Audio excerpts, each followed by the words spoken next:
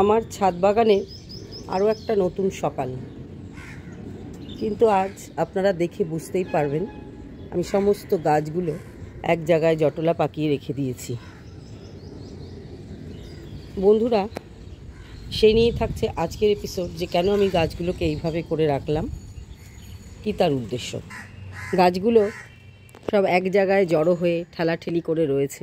কোন গাছে যে ফুল ফুটেছে আর কোথায় গিয়ে যে ফুটেছে কিছুই প্রায় দেখে ওঠা যাচ্ছে না। তবুও তার মধ্যে আমি লক্ষ্য করুন, এখানে 3টে স্থলপদ্ম একসাথে ফুটেছে। ওই যে গ্যাপে একটা রয়েছে আর এই একটা।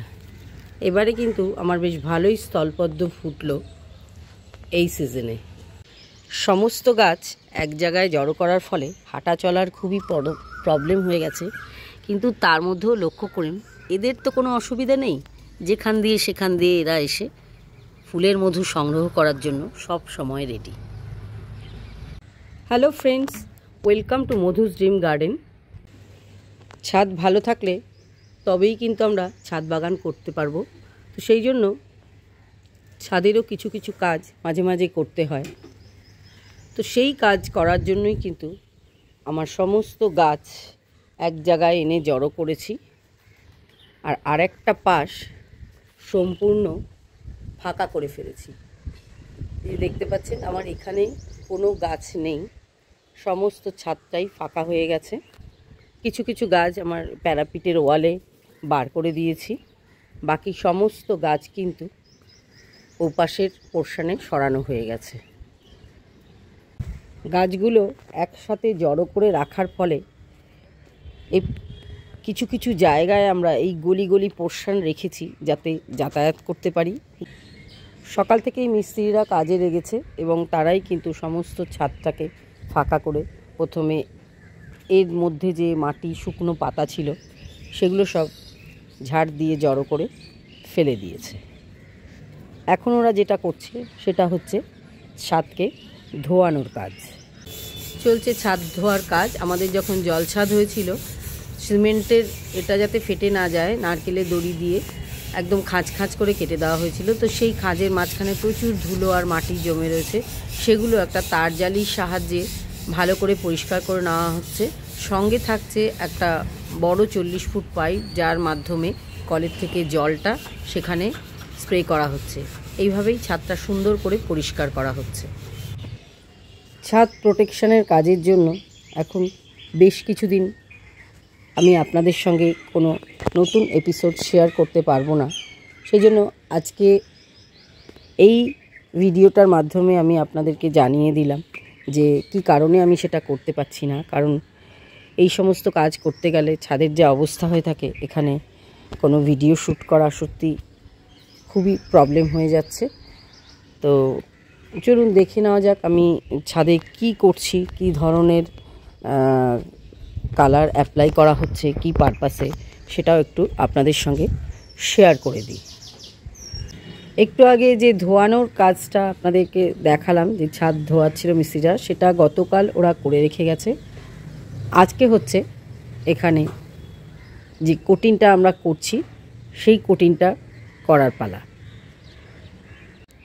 আমরা এখানে যেই পারপাসে এই কাজটা করছি সেটা হচ্ছে ছাদকে ঠান্ডা রাখা আর ড্যাম্প প্রুফ করার জন্য একটা কোটিং এখানে ইউজ করা হচ্ছে।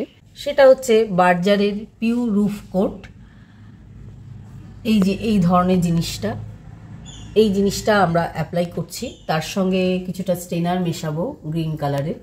তো দেখা যাক সম্পূর্ণ জিনিসটা কিভাবে করা হচ্ছে। নিশ্চয়ই মিস্ত্রিরা যখন স্টার্ট করবে সেটাও আপনাদের সঙ্গে শেয়ার করব। অবশেষে মিস্ত্রিরা এসে গেছে, রঙের কাজ আরম্ভ হয়ে গেছে।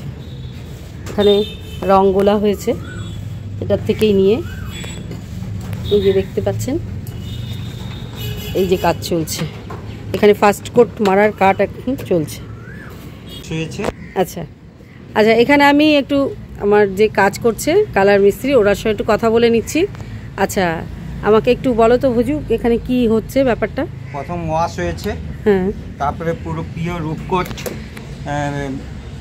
1 লিটারে 200 গ্রাম জল দিয়ে ফার্স্ট কোট মারা হবে। তারপর সেকেন্ড কোট পুরো পিওর রূপকোট মারা হবে, তারপরে ফার কোট পুরো রূপকোট মারা হবে। আচ্ছা, তাহলে এখানে আমরা বুঝতে পাচ্ছেন আপনারা যে আমি এখানে 3 কোট টোটাল দেওয়া হচ্ছে, তাই তো? টোটাল 3 কোট দেওয়া হচ্ছে। ঠিক আছে, কতদিন মোটামুটি লাগবে কাজটা হতে? 3 দিন লাগবে। আচ্ছা, এই পাশটা হতে, তাই তো? একটা পাশ 3 দিন করে লাগবে। ঠিক আছে, তা কাজ চলছে, চলুক, দেখছি পরে আবার ঘুরে আসছি। এখন বিকেল 5:30 বাজে। সকাল 10:30 11টার সময় আপনাদের সঙ্গে শেয়ার করেছিলাম কাজটা সবে আরম্ভ হয়েছে। আর এখন যেটা আপনারা দেখতে পাচ্ছেন, সেকেন্ড কোট মারা হয়ে গেছে। ফার্স্ট কোটটা 20% জলের সঙ্গে মিশিয়ে মারা হয়েছিল, সেকেন্ড কোটটা কিন্তু এখানে ডাইরেক্টলি মারা হয়েছে। তো যেই রঙটা আমার লেগেছে সেটা তো আপনাদেরকে দেখিয়েছি, সেটা একটা 20 লিটারের ড্রাম। এই যে ড্রামটা আপনাদেরকে দেখিয়েছিলাম, দেখুন এখানে 20 লিটার লেখা রয়েছে। তো এই 1 ড্রাম কালার আমাদের এই হাফ পোর্শন কালার করতে পুরোটা লেগে যাচ্ছে। 2 কোট হয়ে গেছে, আর যতটা এর মধ্যে রয়েছে তাতে আরও 1 কোট হয়ে যাবে। বাকি আরও একটা পোর্শন করার জন্য আরও 20 লিটার কালার আমাদের লাগবে। আমার ছাদের টোটাল আয়তন হচ্ছে 1100 স্কোয়ার ফিট। আর তাহলে বুঝতেই পাচ্ছেন আমার মোট 40 লিটার রং এখানে কাজটা করতে লাগছে। আর এই কাজটা করার জন্য বেশ কিছুদিন আমাদেরকে সময় দিতে হবে। এইখানে এদিকটা আমার অনেকটাই গাছ বেশি আছে, যার জন্য এদিকটা আরেকটু সময় লাগবে। তো এই সব কারণে আমি গত প্রায় 2 সপ্তাহ মতন কোনো রকম ভিডিও আপনাদের সঙ্গে শেয়ার করতে পারবো না। তাই আজকে আমি এই ভিডিওটা শেয়ার করছি, আপনারা বুঝতেই পারছেন কারণটা কি। সেই কারণেই আজকের এপিসোডটা আমার করা।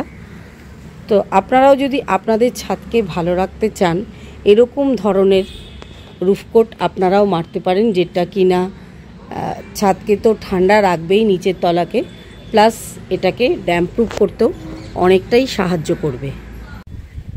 আপাতত আমার ছাদের গাছগুলো এই সাইডটায় রয়েছে, তা দুবেলাই আমি ঝাড়ির মাধ্যমে এদেরকে জল দিয়ে দিচ্ছি। এদিকটা যেহেতু আমার একটু রোদ কম পড়ে, অতিরিক্ত জলের প্রয়োজন হচ্ছে না।